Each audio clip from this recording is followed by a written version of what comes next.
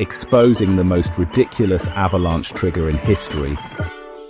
You've heard of storms, but have you heard of hiccup quakes? Welcome to Everest antics, where the absurd is just a base camp away. So, Arthur and Cecil began their climb. Arthur proudly waving a tiny flag, Cecil fumbling a flare gun. But suddenly, Arthur's hiccups echoed down the mountain like a foghorn at a tea party.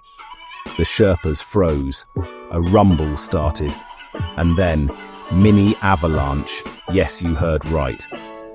Everest was not amused by Arthur's noisy belly burps. And this, my friends, was just the beginning. Who knew hiccups could shake a mountain? Stay tuned for more Everest antics.